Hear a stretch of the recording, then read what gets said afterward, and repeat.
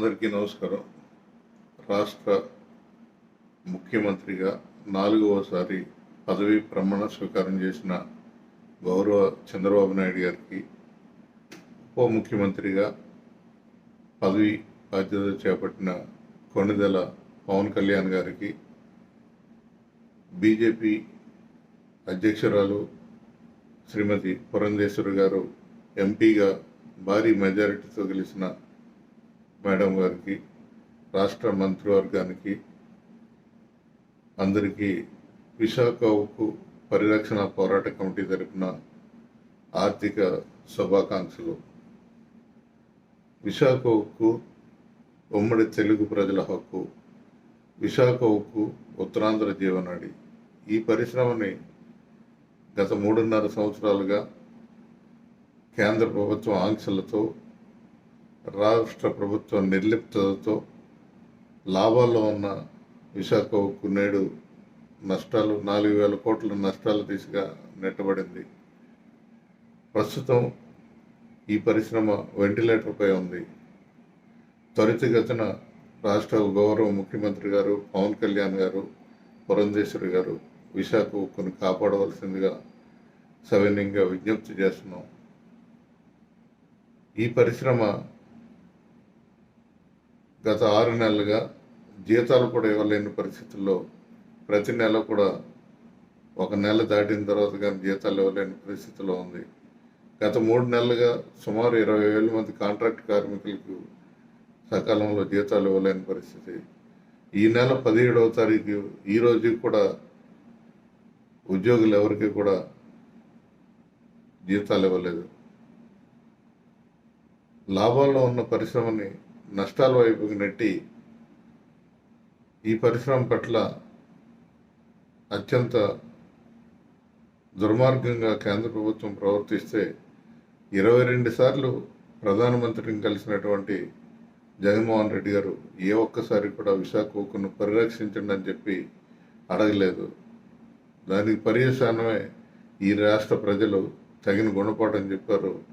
గాజువాకలో అత్యధిక మెజారిటీ, సుమారు 95,000 ఓట్ల మెజారిటీని ఇక్కడ ఉన్నటువంటి కార్మిక వర్గం ఇచ్చారు.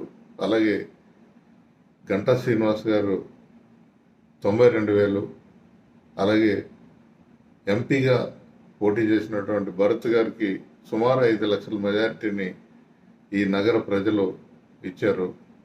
దానికి ప్రధానమైన కారణం విశాఖ ఉక్కు ప్రభుత్వ రంగంలో కొనసాగాలని చెప్పి బలమైన ప్రజల ఆకాంక్ష. ఆ ఆకాంక్షను జగన్మోహన్ రెడ్డి గారు దెబ్బ కొట్టడంతో ప్రతి ఒక్కరు కూడా గుర్తు పెట్టుకుని మరి ఈ ఎన్నికల్లో తగిన గుణపాఠం చెప్పారు. ఇప్పటికే ఈ పరిశ్రమ మనుగడ ప్రశ్నార్థకంగా మారింది. కాబట్టి ఇతర రాష్ట్రాల్లో ఈ పరిశ్రమతో పాటు అనేక పరిశ్రమల్ని ప్రైవేటీకరణ ప్రకటించారు 2021లో కేంద్ర ప్రభుత్వం. అక్కడ ఉన్న ముఖ్యమంత్రులు, అక్కడ ఉన్నటువంటి రాజకీయ పార్టీలు ఒత్తిడితో అన్నీ కూడా వెనక్కి వెళ్ళిపోయినాయి. ఒక విశాఖపట్నం స్టీల్ ప్లాంట్ మాత్రమే ఈ పరిస్థితి దాపరించింది.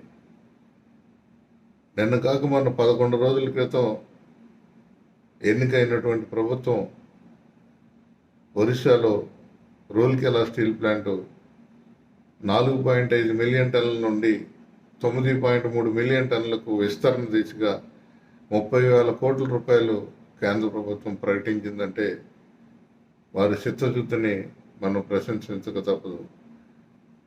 మన పట్ల కేవలం వివక్షతో కేంద్ర ప్రభుత్వం కావాలని చెప్పి పరిశ్రమని మట్టుపెట్టింది. కాబట్టి ఎప్పటికైనా రాష్ట్ర పెద్దలు త్వరితగతిని స్పందించాలని, విశాఖ ఉక్కుని ప్రభుత్వ రంగంలో కొనసాగించాలి, విశాఖ ఉక్కుని శాశ్వత పరిష్కారం కొరకు సెయిల్లో విలీనం చేయాలి, అలాగే వర్కింగ్ క్యాపిటల్ కొరకు త్వరితగతిన ఆర్థిక ప్రయోజనాన్ని కల్పించాలి. గత 5 సంవత్సరాలుగా విశాఖ ఉక్కు కార్మికులు, ఉద్యోగులు అనేక ఆర్థిక ప్రయోజనాలను కోల్పోయి కేవలం తెలుగువారి ఆకాంక్ష, పూర్వీకుల బలిదానాలు, పోరాటాలు ప్రాణ త్యాగాలతో సిద్ధించినటువంటి ఈ పరిశ్రమను కాపాడుకోవాలని అంకితభావం చిత్తశుద్ధితో అనేక ప్రయోజనాలను కోల్పోయిన ఈరోజు వరకు అలుపెరుగని పోరాటం చేస్తూ ఉత్పత్తిలో ముందుకు వెళుతున్నారు.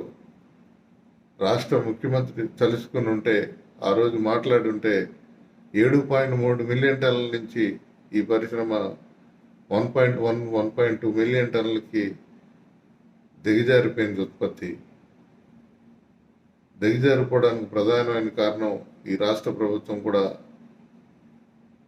వంతు పాత్ర కూడా ఉంది కాబట్టి ఈ రాష్ట్రంలో వైఎస్ఆర్సీపీ ప్రభుత్వానికి ప్రజలు తగిన గుణపాఠం చెప్పారు. ఇప్పటికైనా రాష్ట్ర గౌరవ ముఖ్యమంత్రి గారి మీద పూర్తిగా విశ్వాసం ఉంది. త్వరితగతిన వెంటిలేటర్ మీద ఉన్న ఈ పరిశ్రమని కాపాడాలి. అనేక రాష్ట్రాల్లో